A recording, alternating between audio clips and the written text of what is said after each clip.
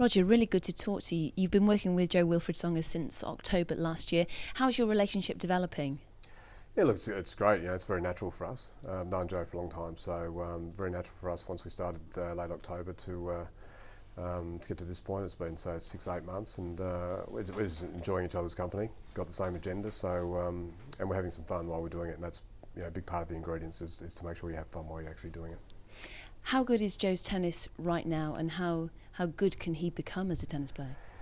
It's hard to say how good he can become. I think his tennis is at a better. It's getting better. He's playing at a really good level more often, and that's the biggest thing, is to consistently play more often, day in, day out, at a higher level. So you're not having real lows, and so I feel like he's learning, he's maturing as a tennis player, and with himself and with our combination. So and how far does he go? It's how long's a piece of string, really. It's really hard to gauge, but he's doing the right things to become as good a player as he is every day, and that's the most important part. He's 28 years old, but you said that you see him as a 24-year-old. Can you just explain that? Well, I think when you miss 3 years on the tennis tour, so he just turned 28, so he's sort of 24, 25-year-old in tennis years.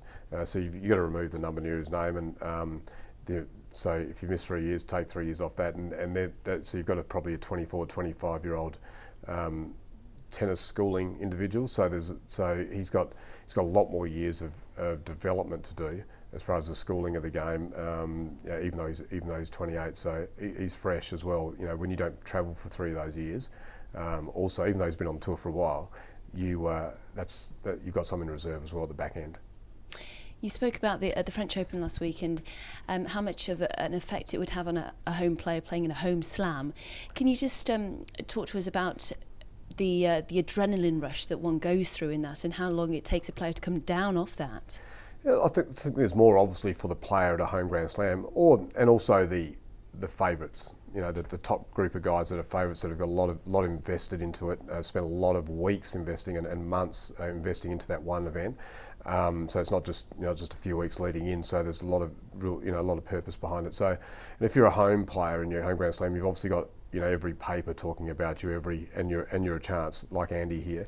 Every television station, they're on you, they're following you, they're all little ins and outs. They're talking to your family, every bits and pieces. So you got to cocoon yourself and isolate yourself, but also give a little bit as well. And so you feel the pressure, but it's, as long as you can turn it and make it a positive. It's got to be positive pressure, but you are very much tuned in at a high level. And when you come off that at the end of it, win or lose, you naturally will have, that'll sort of be drained out of your body, and you'll have quite a low period where it's just you're flat, which is expected. It's just it's like going to battle for 3 weeks. The week leading in and the 2 weeks of it, and then coming out. So it's a good feeling, but it's one that you need to deal with properly as well.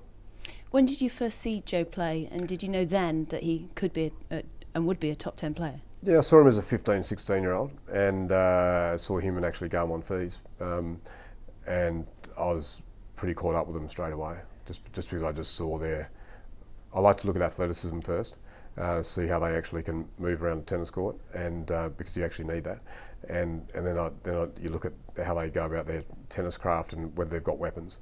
And so when you sort of see all that combination, you think, wow, 15, 16, they were very flamboyant, these two, very competitive, and you just knew there was a wow factor, there was the X factor, which was going to make them a real quality player. There's tour players, and then there's guys that you think may be able to elevate themselves and be natural top 10 players, and those two were definitely, if they had the right schooling and people around them, were chances you thought for sure of being top 10 tennis players. Joe's obviously got a really supportive network around him at the moment. You alluded to the fact that this week is almost like a relaxed week, a fun week. Why is that? Yeah, look, it's a great tournament. We love it here at Queen's, and very respectful of the event. And Leighton obviously won it here 4 times, so know the feeling of the event.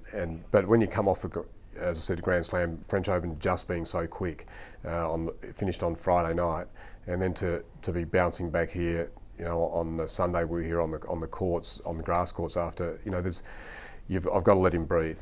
And I've got to let him mentally just to sort of tune out, and actually just, there's no expectations put on him by me. There's none of them physically, not on the court. There's, the practice is very, very relaxed, a lot of fun, and it's limited because I need his body to recoup, because at the end of the day, this is fantastic, this event, but the big prize is to turn up at Wimbledon fresh and ready to go again, where your energy levels can be at an absolute premium for the next 2 weeks. And if you had kept up that level of Grand Slam sort of intensity this week, where do you rest? Next week's a practice week, but you need to feel good about that week, and then all of a sudden there's another Grand Slam. So I think you'll find that most of the guys that are contenders or are the big seeded players they manoeuvre themselves so they're actually coming up into the Grand Slam mentally.